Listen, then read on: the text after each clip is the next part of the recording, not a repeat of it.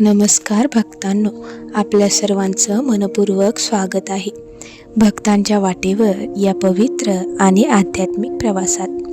आज आपण ऐकणार आहोत श्रीपाद श्रीवल्लभ चरित्रामृतातील एक हृदयस्पर्शी आणि चमत्कारिक प्रसंग. एका गरीब भक्ताची कथा, ज्याच्याकडे खायला अन्न नव्हतं, घरात अंधार होता, पण मनात होती फक्त श्रीपादांवरील अखंड श्रद्धा. आणि मग एका रात्री त्या भक्ताच्या घरी स्वतः श्रीपाद श्रीवल्लभ आले. आजची कथा शेवटपर्यंत नक्की ऐका, कारण श्रद्धा खरी असेल तर देव स्वतः भक्ताच्या दारी येतो. खूप वर्षांपूर्वी कुरवपूर जवळील एका छोट्याशा गावात गोविंदा नावाचा गरीब ब्राह्मण राहत होता. गोविंदाचं छोटंसं कौलारू घर होतं. घरात पत्नी आणि एक लहान मुलगी होती. गरिबी इतकी होती की काही दिवस चूलही पेटत नव्हती. पण गोविंदाची एक सवय कधी बदलली नाही. तो रोज सकाळी नदीवर जाऊन स्नान करायचा आणि मग श्रीपाद श्रीवल्लभांचं नामस्मरण करत बसायचा. गावातील अनेक लोक त्याची चेष्टा करायचे. अरे गोविंदा, नुसत्या नामस्मरणाने पोट भरतं का? पण गोविंदा शांत हसायचा. श्रीपाद आहेत ना, ते माझी काळजी घेतील. एक दिवस घरात अन्नाचा एक दाणासुद्धा नव्हता. पत्नीच्या डोळ्यात अश्रू होते. ती म्हणाली, आता मुलीला काय खाऊ घालायचं? गोविंदाच्या मनालाही वेदना होत होत्या, पण तरीही तो शांतपणे म्हणाला, आजही श्रीपादांवर विश्वास ठेवूया. त्या रात्री सगळे उपाशी झोपले. मध्यरात्र झाली. बाहेर जोराचा वारा सुरू होता. अचानक घराच्या दारावर टकटक झाली. गोविंदाने दार उघडलं. समोर एक तेजस्वी संन्यासी उभे होते.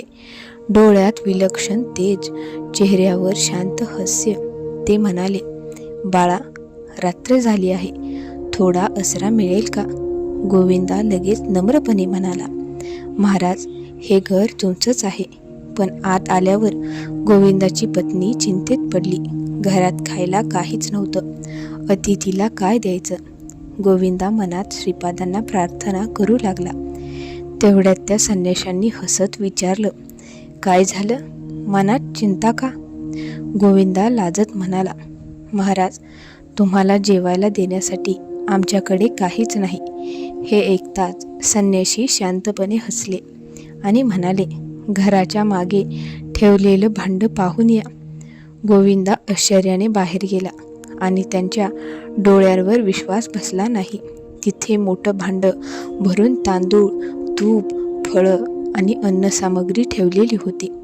गोविंदा थरथरू लागला. तो धावत आत आला.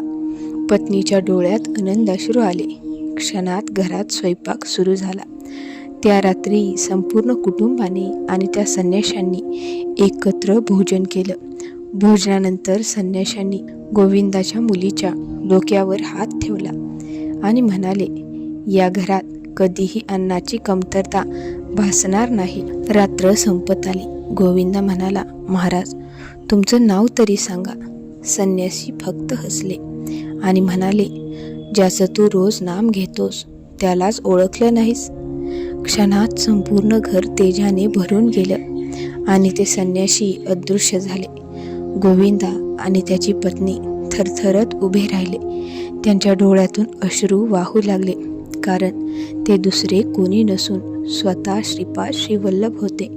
दुसऱ्या दिवसापासून गोविंदाच्या आयुष्यात बदल सुरू झाला. त्याला चांगलं काम मिळालं, घरात सुख येऊ लागलं.